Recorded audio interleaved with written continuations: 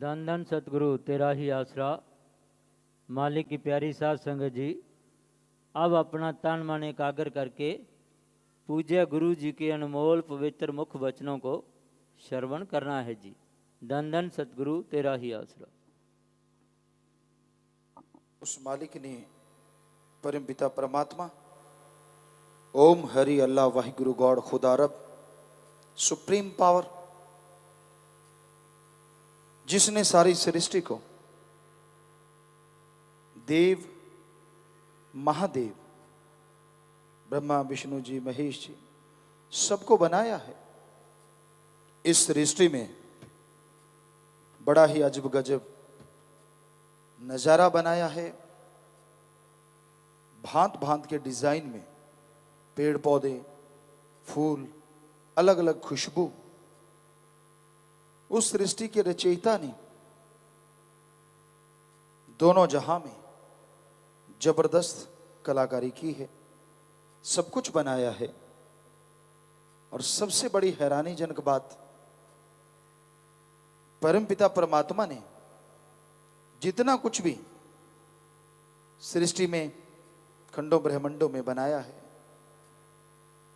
उनमें बहुत ज्यादा चीजें इंसान के शरीर में भी भर रखी हैं। जो ब्रह्मंडे सो पिंडे जो खोजे सो पावे। हिंदू महापुरुष महाराजा थे भक्त पीपा, ये उनकी वाणी है। जो ब्रह्मंडे, जो ब्रह्मंड में है, सो पिंडे वो शरीर में है, लेकिन जो खोजे सो पावे।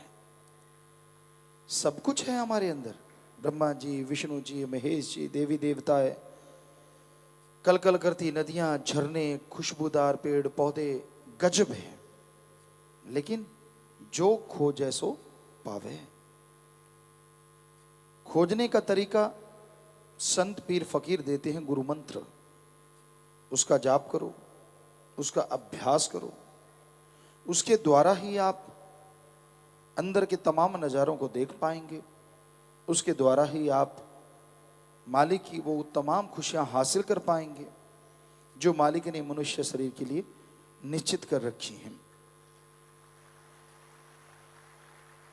सुमरन करते हो, सुमरन करते करते सुन समाधि में जाओगे, और सुन समाधि में जाने से आपका विल पावर बढ़ता है, आत्मविश्वास बढ़ता है, और आत्मविश्वास से तमाम गम, दुख, दर्द, चिंताएं, परेशानियां जड़ से मिट जाएंगी।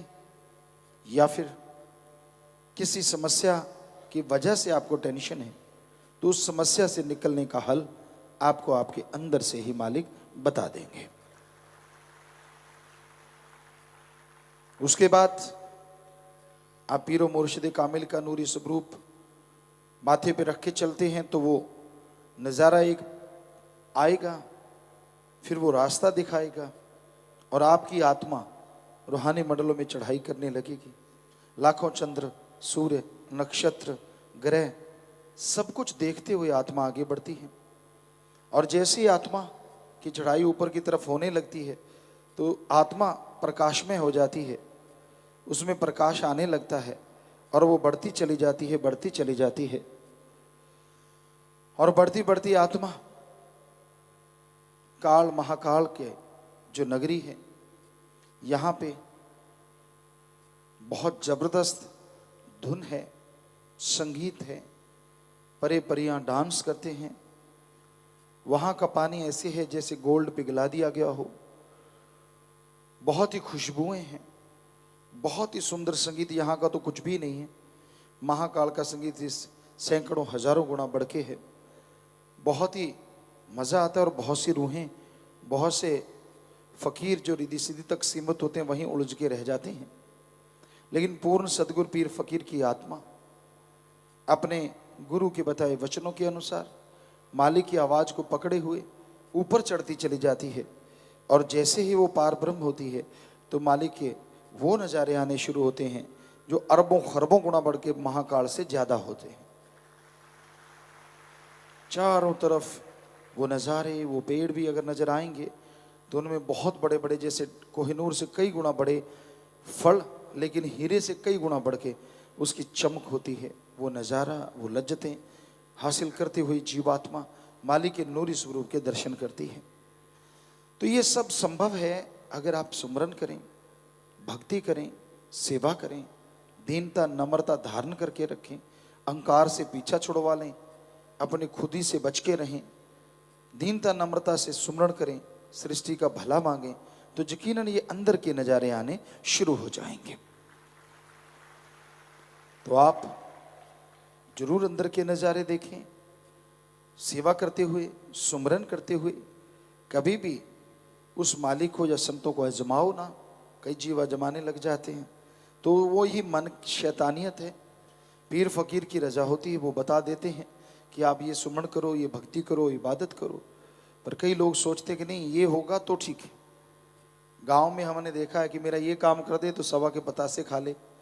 5.25 के बतासे होते हैं चीनी के बने हुए। पुराने टाइम में मन्नत मांग ली कि भाई मेरा ये काम हो जाना चाहिए, और फिर लिफाफे में बतासे लेके आते हैं, 2 बाबा का चढ़ा दिए, बाकी सारे बच्चे रगड़ जाते हैं। तो ऐसा मत करो कि मेरे को ये बताओगे तो ठीक है, वो बताओगे तो ठीक है। मालिक की मर्जी है, वो नहीं बताएगा, आपके कहने से थोड़ी ना चलेगा। आपको उसके अकॉर्डिंग चलना है। आप सुमरण कीजिए, नेक काम कीजिए, भले कर्म कीजिए, मालिक का सुमरण कीजिए। यकीनन जो आपने कभी सोचा भी नहीं वो नज़ारा वो बख्श देगा, और आप गम दुख दर्द चिंताओं से मुक्ति हासिल करते चले जाओगे।